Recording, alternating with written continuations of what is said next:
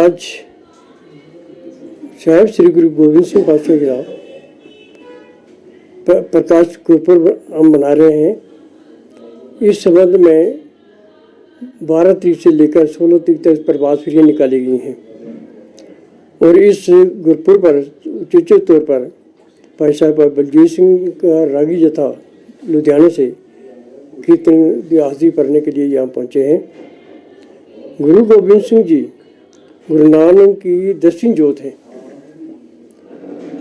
और गुरु गोविंद सिंह हमारे लिए एक बड़ी खुशी की बात यह है कि जिस धरती में हम बैठे हैं, गुरु गोविंद सिंह पातशाह पांवटा साहब विखे तकरीबन 3.5-4 साल यहाँ रहे हैं और इसी वक्त जो गुरबाणी स्टेज पर उच्चारण हो रही है जाप साहब, ये जाप साहब की बाणी जो है ये गुरु गोविंद सिंह जी की उच्चारण की हुई है और ये बाणी गुरु गोविंद सिंह साहब ने पांवटा साहब में उच्चारी थी और पांवटा साहब में ही पंगानी का युद्ध भी उन्होंने किया है और जो जीता है। गुरु गोविंद सिंह साहब को सर्वंस्थानी भी कहते हैं। सर्वंस्थानी इसलिए हैं उन्होंने 9 साल की उम्र में अपने पिता साहिब श्री गुरु तेग बहादुर साहब को दिल्ली भेजा, उत्साह दिया, इसलिए कि कश्मीर के पंडित उस वक्त औरंगजेब जो है उनको दुखी कर रहा था, धर्म छोड़ने के लिए बोल रहा था कि आप इस्लाम में आ जाओ, नहीं तो उनके कई हज़ार पंडित जो थे मरवा दिए गए और उनके जंजीर उतार दिए गए। तो फिर बात तब गुरु तेग बहादुर साहब आई कि पंडितों ने कहा कि गुरु नानक की जोत जो है, नवीन जोत जो है गुरु तेग बहादुर साहब, हम अनंतपुर साहब वहाँ चलते हैं, उनसे विनती करते हैं कि आप अपने शीश का बलिदान दो, तब हमारी जान बच सकती है। तो वो पहुँचे हैं अनंतपुर साहब। उस वक्त गुरु गोविंद सिंह पातशाह 9 साल की उम्र में थे। नाम उनका था उस वक्त गोविंद राय। तो उन्होंने अपने पिता को कहा ये जो आपके सामने खड़े हैं ये कौन है? तो गुरु तेग बहादुर साहब ने कहा है कि ये कश्मीर के पंडित हैं, इनको औरंगजेब जो है मुसलमान, वो इनका धर्म बदलना चाहते हैं, मुसलमान बनाना चाहते हैं। तो ये मेरी शरण में आए हैं कि इस वक्त अगर कोई महापुरुष अपने बलिदान दे तब जाके इनकी ज़िंदगी जो बच सकती है।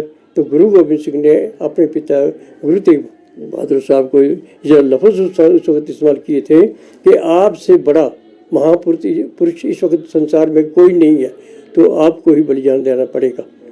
तो गुरु तेग बहादुर साहब ने फिर दिल्ली जाके अपना शीश का बलिदान दिया, तब इन पंडितों की खलासी हुई थी। गुरु गोविंद सिंह पातशाह हमारे सिर्फ सिखों के लिए नहीं बल्कि सारे संसार के लिए एक गुरु ग्रंथ साहब जो है, क्योंकि गुरु गोविंद सिंह गुरु नानक साहब से लेकर गुरु गोविंद सिंह तक 2 तारीख गुरु हुए हैं, लेकिन गुरु गोविंद सिंह साहब ने गुरु ग्रंथ साहब ने एक गद्दी दे दी कि आज के बाद कोई 2 तारीख गुरु नहीं होगा। गुरु ग्रंथ साहब को अपने गुरु मानना है। गुरु ग्रंथ जी मान्यो प्रगट गुरुओं की दे, तो वो उसके बाद सब सिखने को हुक्म है गुरु मान्यो ग्रंथ, गुरु ग्रंथ जी मान्यो प्रगट गुरुओं की दे। तो उसके बाद सारे संसार में इस वक्त तक ये दात जो गुरु गोविंद सिंह ने हमें दी है, हमें उसके लड़ लगाया है, वो गुरु ग्रंथ साहब है।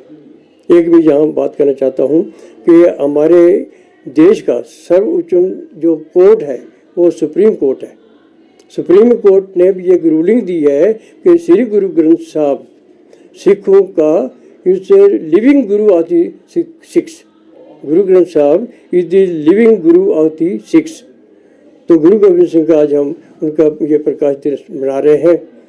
सुबह 5 बजे से प्रोग्राम सारा शुरू है, 2 बजे तक चलेगा। गुरु का तो लंगर बरतने हैं और शाम का दीवान भी जो है तकरीबन 10-10:30 बजे तक चलेगा।